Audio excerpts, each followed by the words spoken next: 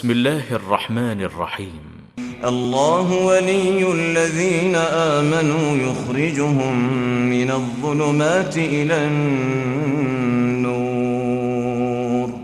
والذين كفروا أولياؤهم الطاغوت يخرجونهم من النور إلى الظلمات أولئك أصحاب النار هم فيها خالدون. مقبروں کی جالیوں پر عرضیاں لٹکی ہوئی، یہ وہ منزل ہے جہاں ہے نیکیاں بھٹکی ہوئی. ان میں لکھا ہے، کیا لکھا ہے؟ کیا لکھا ہے؟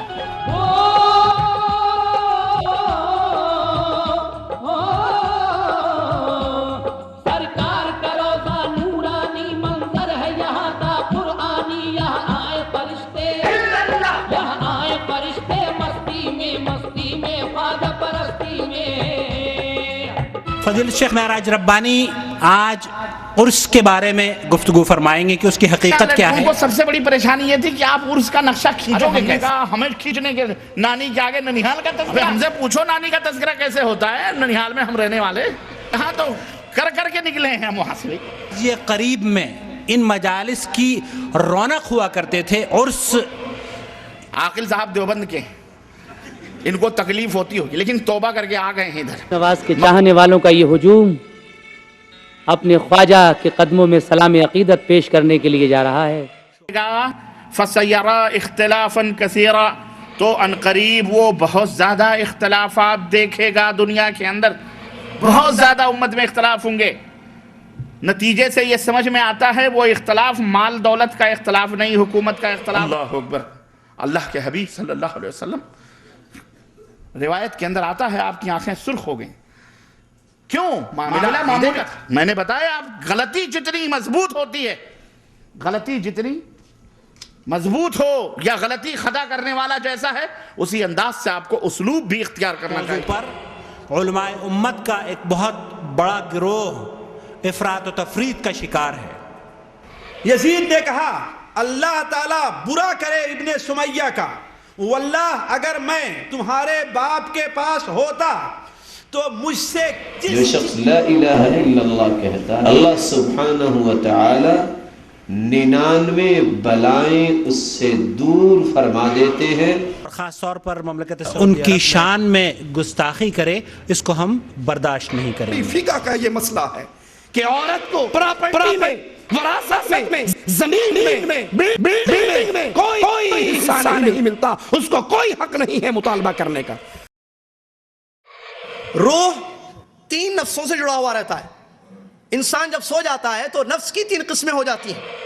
شیخ عبدالواحد آوان اہل جدہ کے لیے الحمدللہ کسی تعارف ان کے پاس رسول اللہ صلی اللہ علیہ وسلم کا کوئی فیصلہ آ گیا، رسول اللہ صلی اللہ علیہ وسلم کا کوئی ضابطہ آ گیا، رسول اللہ صلی اللہ علیہ وسلم کا کوئی قانون آ گیا، رسول اللہ صلی اللہ علیہ وسلم کی کوئی سنت آ گئی، رسول اللہ صلی اللہ علیہ وسلم کا طریقہ آ گیا.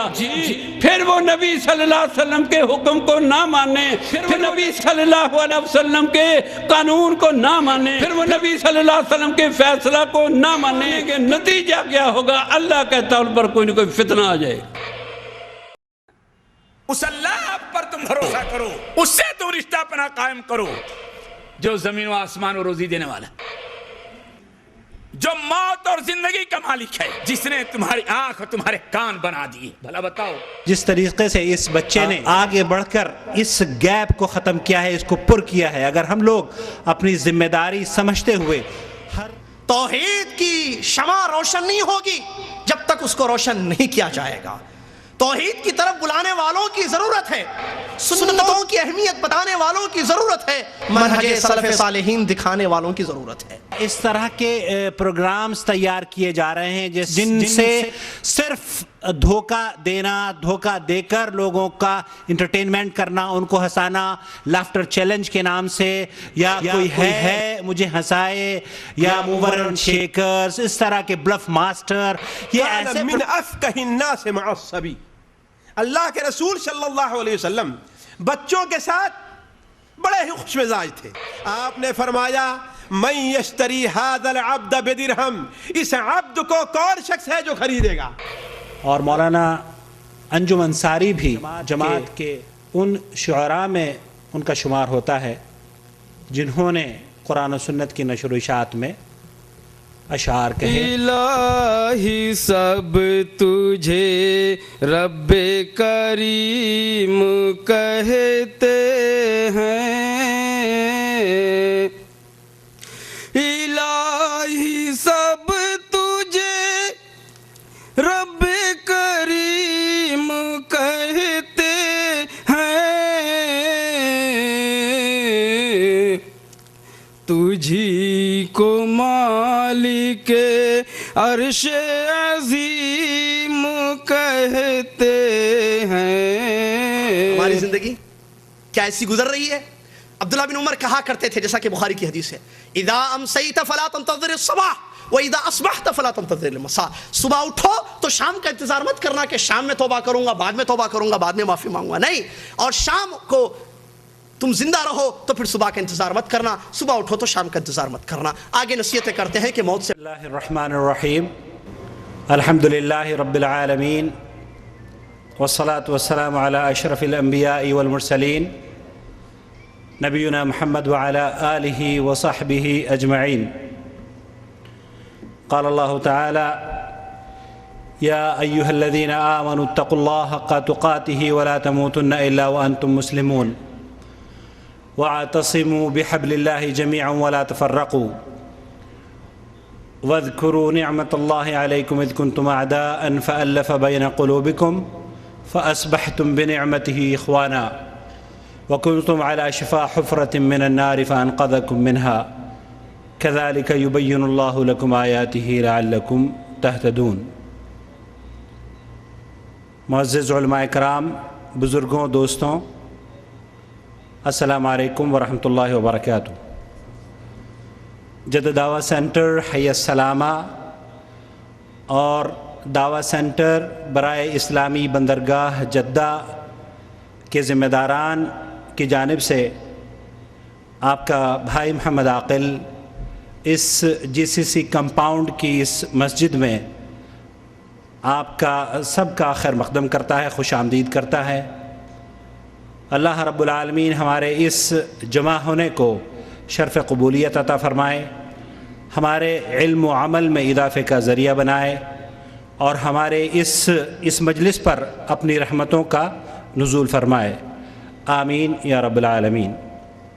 حضرات اعلانات کے ذریعے آپ تک یہ اطلاع پہنچا دی گئی ہے کہ آج اس جلسہ عام کا آغاز فضیلت الشیخ عبدالواحد اعوان کی تقریر سے ہوگا، اس کے بعد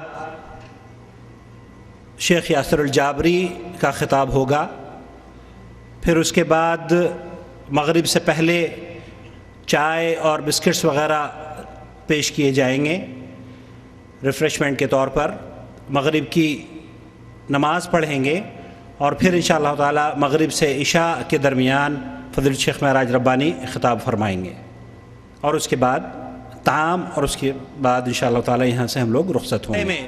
بہت سے لوگ ہیں جو کہ ان کا تعاقب کرتے ہیں، ان کی عوام الناس کی اصلاح کے لیے کھڑے ہوتے ہیں، لیکن کچھ لوگ ایسے ہوا کرتے ہیں جو کہ ان مجلسوں کی رونق ہوا کرتے تھے کسی زمانے میں۔ فضیلت شیخ معراج ربانی آج عرس کے بارے میں گفتگو فرمائیں گے کہ اس کی حقیقت کیا ہے، اور یہ فضیلت شیخ معراج ربانی چونکہ ماضی قریب میں ان مجالس کی رونق ہوا کرتے تھے، عرس کی روح سمجھ جاتے تھے، اللہ رب العالمین نے شیخ کو ہدایت سے نواز دیا، اور اللہ رب العالمین نے ہمارے لیے شیخ کو ایک ایسا داعی اور ایک ایسا دعوت دینے والا ہمیں میں سے کھڑا کر دیا کہ جس کی آواز سے لاکھوں لوگ الحمدللہ سن کر توبہ کر رہے ہیں۔ عرس کے عنوان پر فضیلت شیخ معراج ربانی آج خطاب فرمانے جا رہے ہیں۔ اللہ رب العالمین سے دعا ہے کہ فضیلت شیخ کی اللہ تعالی حفاظت فرمائے۔ اور السلام علیکم ورحمۃ اللہ وبرکاتہ۔ الحمدللہ نحمده ونستعینه ونستغفره ونؤمن به ونتوكل عليه ونعوذ بالله من شرور أنفسنا ومن سيئات أعمالنا من يهده الله فلا مضل له ومن يضلل فلا هادي له وأشهد أن لا إله إلا الله وأشهد أن محمدا عبده ورسوله أما بعد فإن خير الحديث كتاب الله وخير الهدي هدي محمد صلى الله عليه وسلم وشر الأمور محدثاتها وكل محدثة بدعة وكل محدثة بدعة وكل محدثة بدعة وكل بدعة ضلالة وكل بدعة ضلالة وكل بدعة ضلالة وكل ضلالة في النار. قال الله تبارك وتعالى في كلامه المجيد: أعوذ بالله السميع العليم من الشيطان الرجيم، بسم الله الرحمن الرحيم. يا أيها الذين آمنوا أطيعوا الله وأطيعوا الرسول ولا تبطلوا أعمالكم. وقال تعالى في موضع آخر: قل إن كنتم تحبون الله فاتبعوني يحببكم الله. قل إن كنتم تحبون الله فاتبعوني يحببكم الله ويغفر لكم ذنوبكم والله غفور رحيم. وقال تعالى في موضع آخر: من يشاقق الرسول من بعد ما تبين له الهدى ويتبع غير سبيل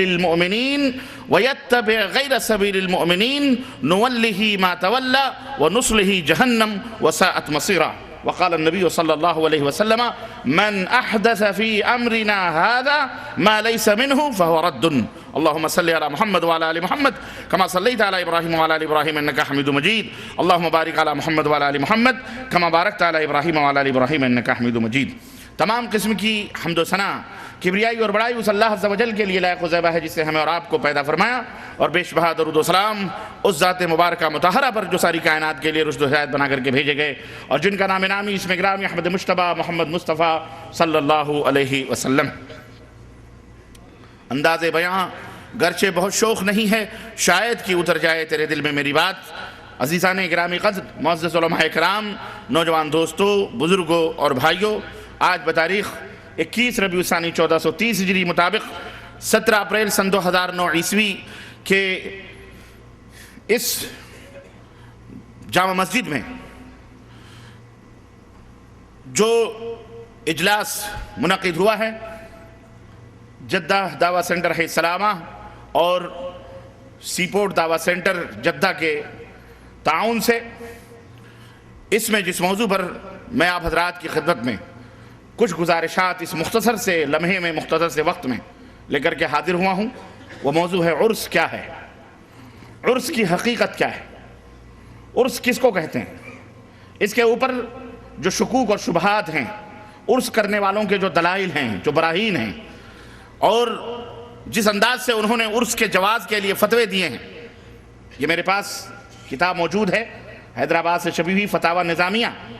اس کتاب کو بھی میں نے پڑھا اور جس کے مرتب مفتی محمد رکن الدین ہیں، مفتی اول جامعہ نظامیہ حیدرآباد، اور مرتب ہیں اذان ابن عبود جابری.